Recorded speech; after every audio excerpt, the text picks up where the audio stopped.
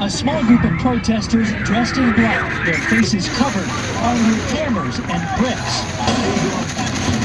Facing off with thousands of officers on site, many in riot gear, confronting them with flashbang grenades and those have no pepper spray. effect on Helen Keller. All of a sudden, the police officers started to spray pepper spray and got our audio technician. They're going to make this running because they're going to throw more flashbangs. The chaotic scene just blocks outside the secure area of the inauguration and parade route. Before the swearing-in ceremony even began, protesters tried to Gosh, block look at that. How that aged well. How that came about. These people just came in, stormed the Capitol, but they did it in a right way, though. They actually were doing it outside the limits. And it's crazy to watch how no one cared for many years. And just by looking what you see here in the Capitol here today, how the news reported, see the Satanists in Washington are so upset that their own place was able to be protested against. See, this is not supposed to happen.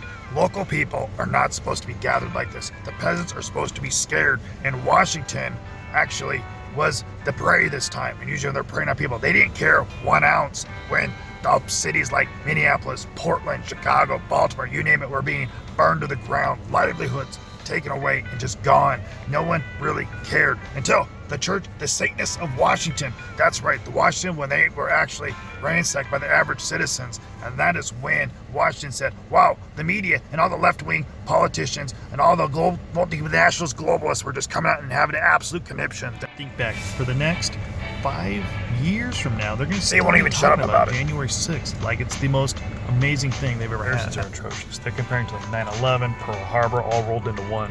You got lockdowns, you got mandates and whatnot, and all these things are going on. So moving here to Texas was a great idea because you're free as long as they Californians don't vote in the very policies that burned their former state. These multinationals, globalist corporations have absolutely taken over the entire establishment.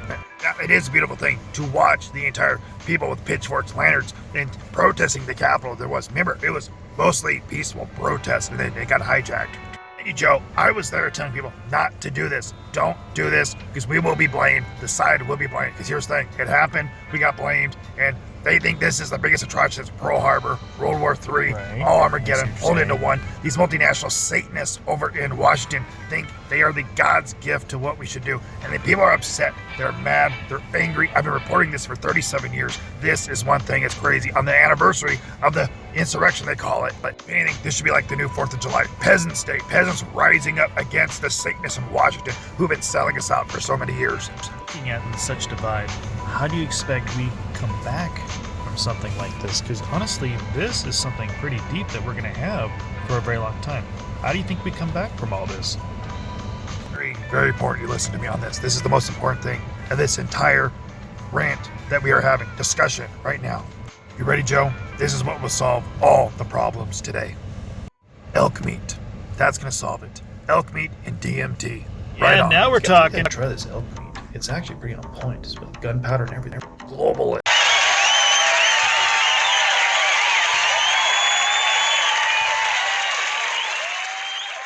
Thank you for watching. All the right things we're going to do today. Freedom of speech, all the good stuff. Fun, love, have a little parody in our life. That's what we need.